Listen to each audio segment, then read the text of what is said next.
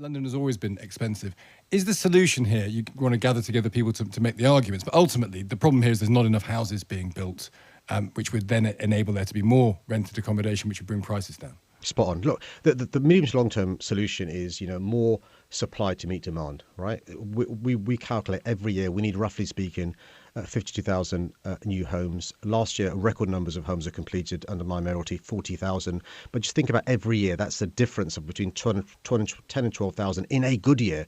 Before I became mayor, average number of homes completed was 20,000. So, of course, increase the number of affordable homes in London. But in the short to medium term, we're going to have nowhere near the supply to meet the demand. And you mentioned the challenges families are facing: cost of living, probably tax going up later on this week, energy prices. For those renting in London, and it's 2.6 million renters in London, that's almost a third of our population, the average rent is, you're right, £2,500. But over the last year, the increase in rents is the biggest it's ever been, 16%. So what I'm saying to the government is, look, what you need to do is follow the example of the Scottish government, who were lobbied by Labour and others, and introduce a rent freeze in the private sector.